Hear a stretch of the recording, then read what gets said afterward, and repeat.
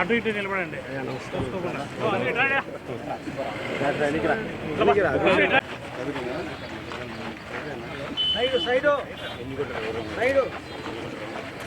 Side ఏంటి scene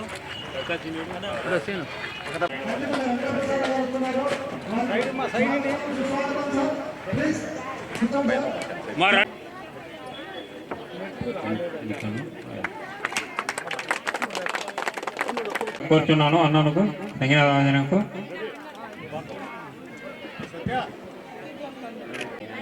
Kadiri MLA Kandikunta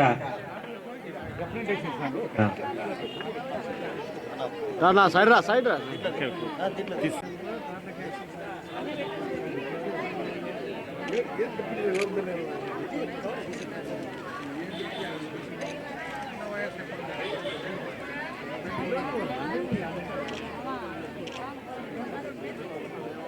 కొంచెం కొంచెం ఓకే.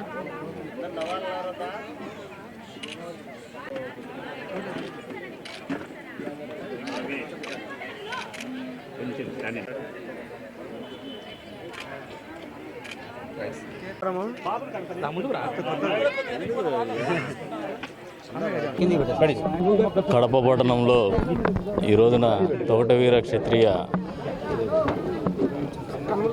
కులస్తులందరూ కలిసి రాష్ట్ర వ్యాప్తంగా అన్ని కులాల వాళ్ళు జరుపుకుంటున్న విధంగానే కార్తీక వన మహోత్సవం జరగడం సంతోషకరం. అందులో భాగంగానే ఈ రోజున నేను కూడా ఇక్కడికి రావడం జరిగింది.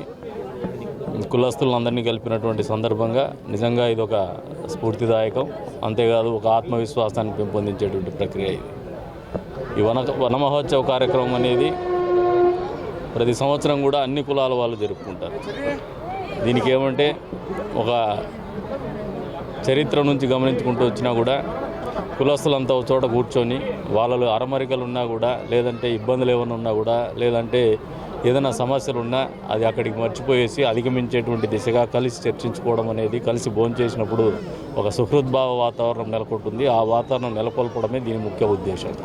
అంతేకాకుండా ఇచ్చిపుచ్చుకోవడాలు కావచ్చు, అది పెళ్ళిళ్ళలో ఎక్కడైనా ఒకరినొకరు చూసుకోవడం కావచ్చు, బంధుత్వాలు కలుపుకోవడం కావచ్చు, ఇవన్నీ కూడా జరుగుతూ వస్తూ ఉంటాయి. అటువంటి సంస్కృతిని, సాంప్రదాయాన్ని ఈరోజు కూడా మా వాళ్ళు కొనసాగించడం అనేది నిజంగా ఆనందదాయకం. వాళ్ళందరినీ కూడా మనస్ఫూర్తిగా అభినందిస్తూ ఉన్నాను. ఇటువంటి కార్యక్రమాలు జరగాల ఫ్రీక్వెంట్గా. గతంలో కూడా ఇదే కుల సంఘం ఆధ్వర్యంలో విద్యార్థులకి ప్రోత్సాహాలు అందించేటువంటి కార్యక్రమం కూడా జరిగింది నగదు రూపాయన. అంతే స్థాయిలో భవిష్యత్తులో కూడా వీళ్ళందరూ కూడా ఆలోచన చేస్తుంటే ఒకటే చెప్తున్నారు, రాజకీయంగా ప్రాధాన్యత సంతరించుకోవాలి. 30,000 మంది ఓటర్స్ ఉన్నారు ఈ నియోజకవర్గంలో, కడప పట్టణంలో. ఖచ్చితంగా వాళ్ళ ప్రాధాన్యత కానీ ప్రాముఖ్యత కానీ పెద్ద ఎత్తునే ఉంది.